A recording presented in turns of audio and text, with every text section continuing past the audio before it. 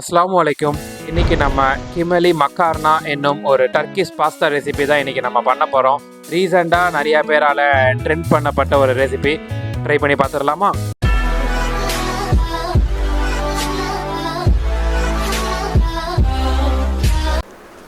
எண்ணெய் ஊற்றிடுங்க. ஒரு 2 to 3 ஸ்பூன்ஸ் ஆஃப் ஆயில். எண்ணெய் என்னன்னாலும் ஊற்றிக்கலாம். நல்லா சின்ன சின்னதாக சாப் பண்ண வெங்காயம்,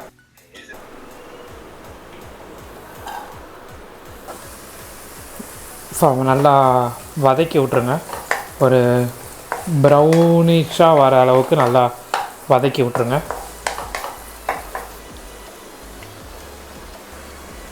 சின்ன சின்னதாக சாப் பண்ண கார்லிக் போட்டுடலாம்.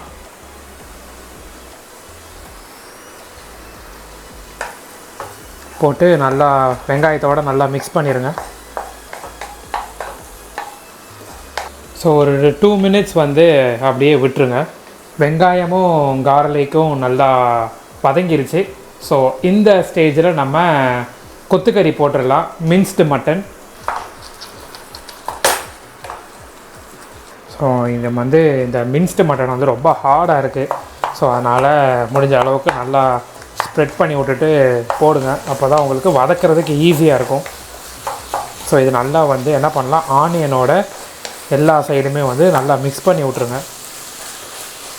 கொஞ்சம் இது மட்டும் ஹை ஃப்ளேமில் வச்சு நல்லா மிக்ஸ் பண்ணி விடுங்க. அதுக்கப்புறம் நம்ம லோ ஃப்ளேம் பண்ணிக்கலாம் இது வேக வைக்கிறதுக்கு. ஓகே, இங்கே நான் 2 பேருக்கு பண்ணுறனால நான் இது கரெக்டாக 300 கிராம்ஸ் நான் வாங்கியிருக்கேன். ஸோ நீங்கள் அதுக்கேற்ற மாதிரி நீங்கள் கனெக்ட் பண்ணி நீங்கள் வாங்கிக்கோங்க. ஸோ இப்போ நம்ம என்ன பண்ணலான்னா, இதுக்கு தேவையான மசாலா போட்டுருவோம். வெறும் 3 மசாலா தான், அதுக்கு மேலே போட போகிறதில்ல. ஸோ இந்த ஸ்டேஜில் 1.5 ஸ்பூன் ரெட் சில்லி பவுடர், மிளகாத்தூள் போட்டுக்கோங்க. அதுக்கப்புறம் 2 ஸ்பூன் மல்லித்தூள் போட்டுக்கோங்க. அப்புறம் 2 ஸ்பூன் கரம் மசாலா போட்டுக்கோங்க. அவ்வளோதான். போட்டுட்டு ஒரே ஒரு வாட்டி நம்ம நல்லா இதை மிக்ஸ் பண்ணி விட்ருவோம். இந்த 3 மசாலாவுமே போதும், வேறு எதுவும் வேண்டாம். ஸோ மசாலாவோட நல்லா மிக்ஸ் பண்ணியாச்சு. இப்போ நம்ம இந்த ஸ்டேஜில் என்ன பண்ணலாம், டொமேட்டோ பேஸ்ட் ஊற்றிடலாம். நல்லா தக்காளியை அரைச்சி இதோட ஊற்றிடுங்க. ஊற்றிட்டு இதை நல்லா நம்ம மிக்ஸ் பண்ணி விட்ருவோம். சொல்ல மறந்துட்டேன், இன்னொன்று காஷ்மீரி சில்லி பவுடரும் போட்டுக்கோங்க. அப்படி இல்லைன்னா தக்காளி அரைக்கும் போது காஷ்மீரி சில்லி இதாக வச்சுருந்தீங்கன்னா அதோடு சேர்த்து இதை அரைச்சிக்கோங்க. இப்போ திரும்ப நல்லா ஒரு வாட்டி மட்டும் மிக்ஸ் பண்ணி விட்ருங்க.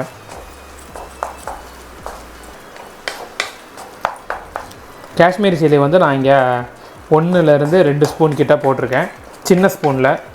ஸோ அதுக்கேற்ற மாதிரி நீங்களும் கனெக்ட் பண்ணி போட்டுக்கோங்க.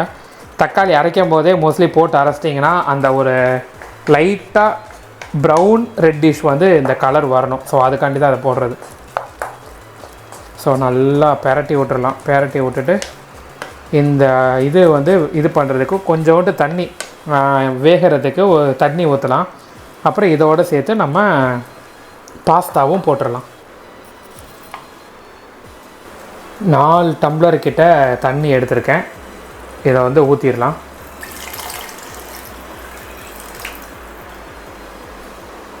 ஊற்றிட்டு ஒரே ஒரு வாட்டி மட்டும் மிக்ஸ் பண்ணிடுங்க. இதுக்கு தேவையான அளவு உப்பு போட்டுடலாம். ஸோ இங்கே நான் கரெக்டாக 2 பேருக்கு பண்ணுறனால இப்போதைக்கு நான் 2 ஸ்பூன் மட்டும் நான் உப்பு போடுறேன். போட்டுட்டு ஒரே ஒரு வாட்டி நல்லா மிக்ஸ் பண்ணிக்கோங்க. உப்பு 1 ஸ்பூன் போட்டதுக்கப்புறம் ஒரு வாட்டி செக் பண்ணிக்கோங்க. செக் பண்ணிவிட்டு இன்னொரு ஸ்பூன் போடுங்க. அப்படி இல்லைனா உப்பு ரொம்ப கூடிரும். இங்கே நான் 2 பேருக்கு 200 to 300 கிராம்ஸ் நான் பண்ணுறனால நான் 1.5 ஸ்பூன் கிட்ட போட்டேன். நீங்கள் அதோட கம்மியாக பண்ணும்போது நீங்கள் 1 ஸ்பூன் போட்டாலே போதும். போட்டுட்டு செக் பண்ணிக்கோங்க. தண்ணி ஊற்றியாச்சு, உப்பு செக் பண்ணியாச்சு, எல்லாமே கரெக்டாக இருக்குது. இந்த ஸ்டேஜில் க்ளோஸ் பண்ணிடுவோம். க்ளோஸ் பண்ணிவிட்டு ஒரு 15 மினிட்ஸ் லோ ஃப்ளேமில் அப்படியே வச்சுருங்க, கண்டுக்காதீங்க. 15 மினிட்ஸ் கழிச்சு பார்க்கலாம். 15 மினிட்ஸ் ஆயிடுச்சு. ஸோ இப்போது ஓப்பன் பண்ணிடலாம். நல்லா எண்ணெய் மேலே வர ஆரம்பிச்சிருச்சு. இந்த ஸ்டேஜில் நம்ம பாஸ்தா போட்டுடலாம். ஸோ இன்றைக்கி நான் இந்த பாஸ்தா நான் எடுத்திருக்கேன். நீங்கள் எந்த பாஸ்தானாலும் போட்டுக்கோங்க. ஸோ இங்கே நான் 3.5 டம்ளர் கிட்ட எடுத்திருக்கேன். இதை இப்போ நம்ம இதில் போட்டுருவோம். ஒரே ஒரு வாட்டி நல்லா மிக்ஸ் பண்ணி விட்ருங்க.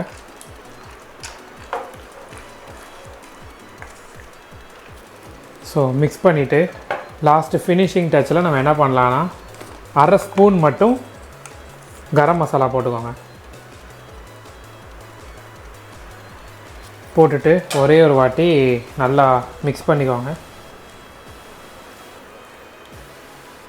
இப்போ என்ன பண்ணலாம், 10 மினிட்ஸ் மட்டும் லோ ஃப்ளேமில் வைப்போம். பாஸ்தா வந்து ஒரு 60 to 70% வெந்துடும்.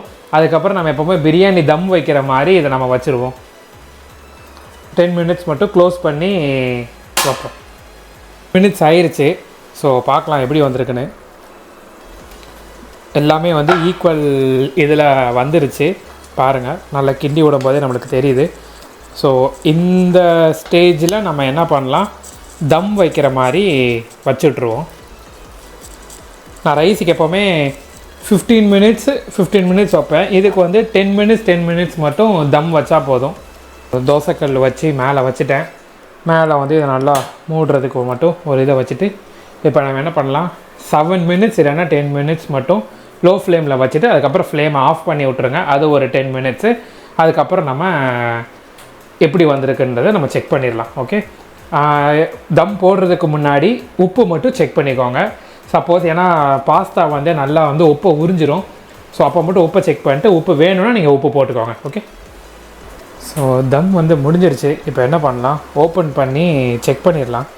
பிஸ்மில்லா, பக்கா. ஸோ நான் நினச்ச மாதிரி தான் வந்திருக்கு. ஒரே ஒரு வாட்டி ஜென்ரலாக மிக்ஸ் பண்ணி விட்டுக்கோங்க. சூப்பர். இந்த மாதிரி ஒரு டெக்ஸ்சரில் தான் வந்து உங்களுக்கு வரணும். ஸோ இதே மாதிரி ட்ரை பண்ணி பாருங்கள்.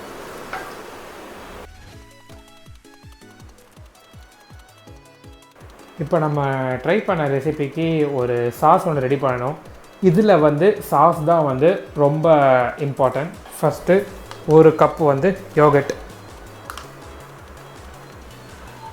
இந்த ஸ்டேஜில் வந்து கார்லிக் போட்டுடலாம்.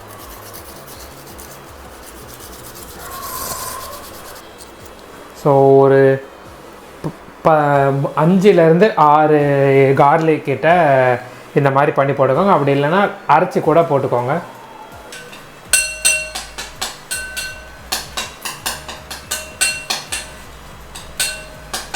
இதோடு சேர்த்து ஃபைனலாக 1/2 லெமன் மட்டும் நல்லா ஸ்க்வீஸ் பண்ணிக்கோங்க. பண்ணிவிட்டு இப்போ என்ன பண்ணுங்கள், இதை 3ஐயும் நல்லா மிக்ஸ் பண்ணிடுங்க.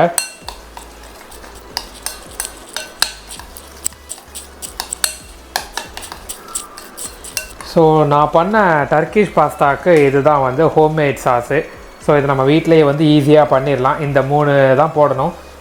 யோகட்டு, அதுக்கப்புறம் கார்லிக்கு, அதுக்கப்புறம் 1/2 லெமன், அவ்வளோதான். போட்டு நல்லா இந்த மாதிரி மிக்ஸ் பண்ணிடுங்க. ஓகேவா, கட்டி தயிரே எடுத்துக்கோங்க, அதுவே போதும். ஸோ அவ்வளோதான், சாஸ் முடிஞ்சிருச்சு. ஃபைனலாக பிளேட்டிங் பண்ணிடுவோம். இதோட மெயினே வந்து இதோட சாஸ் தான். நம்ம இது மாதிரி போட்டுட்டு சாஸை வந்து மேலே வந்து ஸ்ப்ரெட் பண்ணி விட்டுட்டு சாஸோடு மிக்ஸ் பண்ணி சாப்பிட்டு பாருங்கள். உண்மையிலே ரொம்ப நல்லாயிருக்கும். ஸோ இதோட ரெசிபி நேம் தான் KiymaliMakarna. இது ஒரு டர்க்கிஷ் பேஸ்ட் பாஸ்தா. ரீசெண்டாக நிறைய பேர் வந்து இதை பண்ணிகிட்டு இருந்தாங்க. ஸோ என்னோடய ஸ்டைலில் என்னோடய வெர்ஷனை நான் ட்ரை பண்ணியிருக்கேன்.